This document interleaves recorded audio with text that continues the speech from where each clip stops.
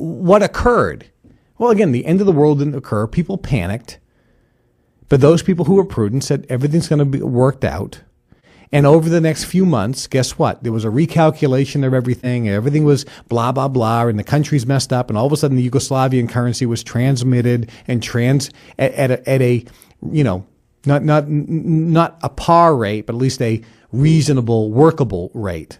So your $100,000 maybe became worth $80,000, but at least it was workable. But as long as you held on to it and didn't use it for, you know, heat by burning it, you follow me? But that could potentially happen in the U.S. as well. There could be some major things here. And when we look at how oil and the dollar price of oil, how oil affects the world, we have now with the WikiLeaks documents proof that the British government lied about Gaddafi and the Lockerbie bomber. Remember the story? The Lockerbie bomber, the guy who's convicted for blowing up a plane over the Atlantic. That's a pretty horrific crime. I mean, let's call it what it is. The guy blew up a plane full of people, 300, 400, 500 people, whatever it was. He blew up a 747 over the Atlantic, the Lockerbie bomber. The guy blew up a plane. He planted the bomb on the plane and blew it up. He was convicted of the crime. He admitted to the crime. He said, yeah, I did it in the name of Allah. Okay, he didn't admit it in the name of Krishna or in the name of Buddha or whatever. He didn't say, I am an atheist in the name of science. I blow up the plane. No, he didn't do that. He didn't say, in the name of Jesus, I'm blowing up the plane. No, he didn't do that. In the name of Yahweh, Hashem. That's the Jewish name. No, he didn't. He blew it up in the name of Allah because he was a radical, insane Muslim. Everybody hates that you point out the facts. I'm just pointing out the facts. Okay. Anyway, so the guy was convicted, and the guy should have been shot in the head. His toenails should have been ripped out one by one over the period of 2 weeks.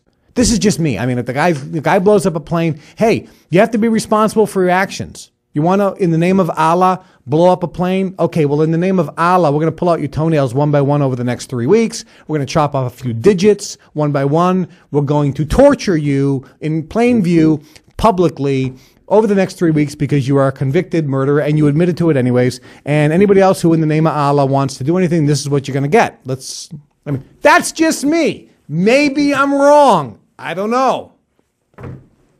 But instead they say life in prison or some craziness. And I've been there. Trust me, it's okay. So he goes to prison, and because he has cancer and he's going to die in a year, the British government or the Scottish government, whatever it was, says, we're going to let him out for humanitarian reasons. We're going to let the guy out. So he doesn't have to die in prison. Everyone dies in prison. All the mob guys die in prison. And everyone was outraged. They're like, what? Why would you let this guy out? Well, we're humanitarian. There's got to be something more to this. And everyone said, did Gaddafi, which is where the guy's from, did Gaddafi put pressure on you on some oil deal? No. What are you talking about? What? Huh? What are you talking about? No. We just are humanitarians. Sure, the guy blew up a plane, killed all these people. He could care less for human life, but we care about him. He's the murderer, but we don't want to hurt his feelings. I mean, sure, he's a murderer, and he didn't care about the family of the people he murdered, but we care about him and his family. So we're going to let him out, and we're going to send him to Libya to live the rest of his life. And hey, he's dying of cancer. He only has a year to live. By the way, that was 5 years ago. The guy's perfectly healthy. Well, the WikiLeaks documents proved that, in fact, Gaddafi said to Britain, if you don't let him out, we are going to screw you on the oil and we're going to bankrupt your country.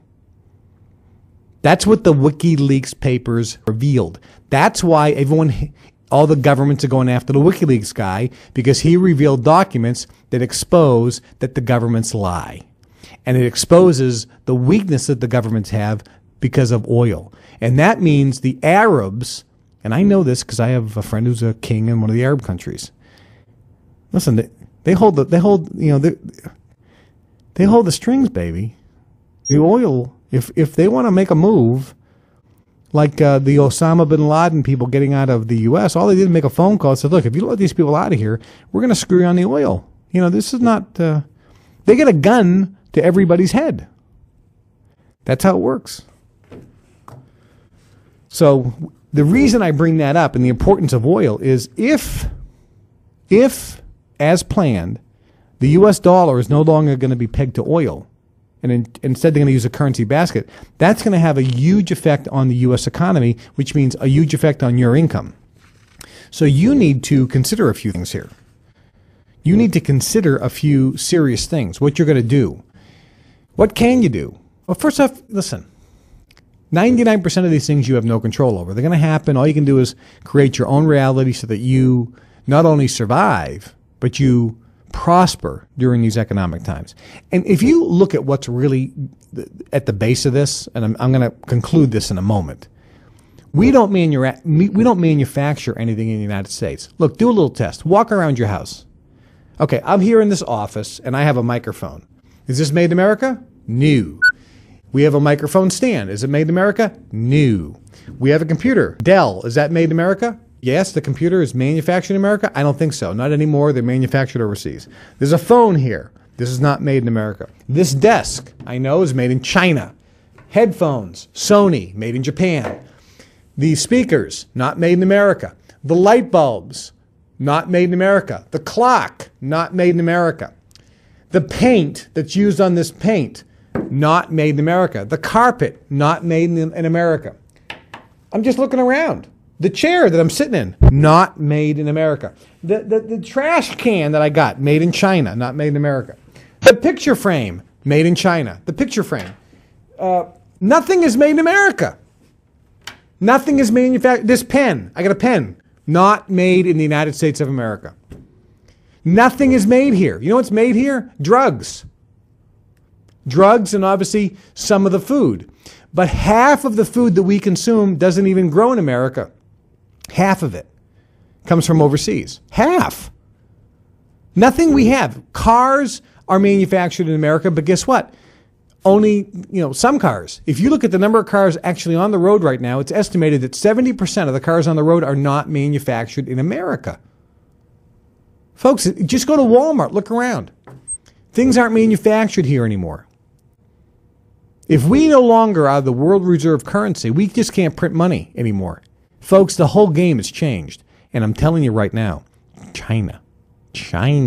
Why do you think Jim Rogers and some of the billionaire investors have all moved over there, either to Singapore or Hong Kong?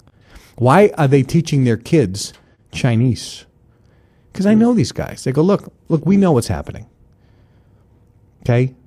It's China. China is going to be numero uno. They're number one. They got a bigger army than us. They have more military than us. They are the largest lender nation or creditor nation in the world. They don't owe anybody. America in 1971-3, we were the largest creditor nation in the world. We didn't owe a penny. We had no national debt. We were the largest creditor nation in the world. Today, we are the largest debtor nation in the world, bigger than ever before in history. And it's growing every day. It's virtually on a spiral straight upward. Folks, it can't be sustained. It'll last a few months, maybe a couple years, and then there's going to be a radical shift and a radical change.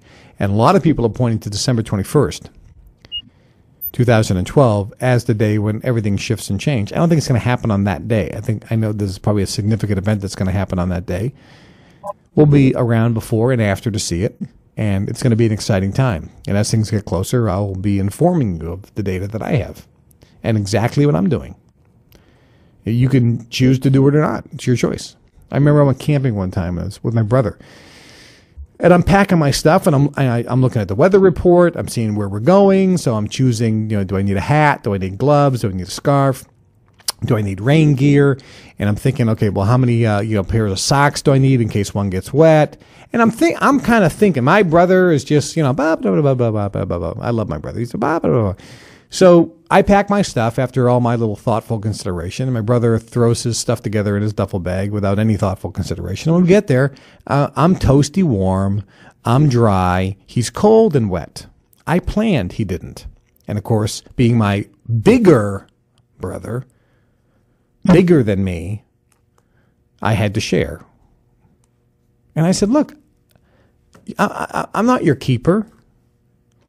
I took care of myself. Why do I have to take care of you? You didn't prepare. You didn't plan. Why do I have to get penalized? Because you didn't prepare. Why do I have to give up what I have? Why did I have to think of you and not just me? Folks, you need to take responsibility for yourself. So I said, well, you need to learn to share. Well, I would retort by saying, you need to learn to take responsibility for yourself and not just assume that somebody else is going to take care of you for you. Meh. All right, so there. I still share. But still, you have to take care of yourself. Take responsibility for yourself. So I'm going to be sharing you with some things for sure, absolutely. There's one other thing I want to talk about. Gosh, I can't talk. Oh, I want to talk about that. I can't. Tomorrow. All right, tomorrow, did you know cockroaches and rats are dying all over Europe? I'm going to talk about that tomorrow. What else am I going to talk about? Scientists now admit that they are, in fact, manipulating the weather. I'm going to talk about that tomorrow. Oh, yeah. Oh, yeah. Oh, baby. Oh, I will talk about this right now. Company recalls 113 tons of year-old smelly beef. I love this. Of a meat processor in New Jersey, no kidding, New Jersey, recalled 113 tons of year-old, smelly, spoiled ground beef that it was sending out to the federal government for use.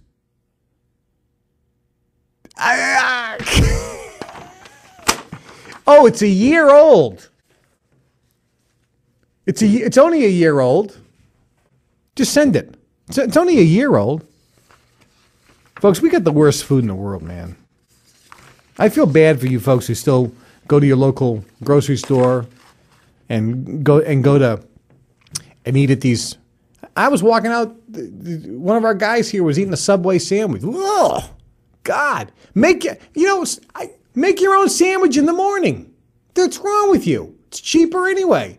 I would never go buy us. If I want a sandwich, if I'm running around, when I go on planes, I love making my own sandwich, taking it on the plane. I get my own fresh bread, all organic. Man, I love making different sandwiches. You know? Brandy says she doesn't eat Subway because she gets a sharp pain in her stomach after. No kidding. They're called the chemicals and the poisons. Surprise, surprise. By the way, how did you do on that detox? Good? Done? But we had an email from somebody about shingles, right? We had an email about shingles.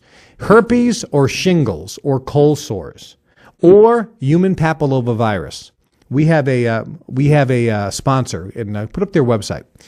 We have a sponsor. For those of you, and somebody wrote in about shingles, but this is also good for human papillomavirus. It's also good for herpes, genital herpes, as well as cold sores. There is a detox.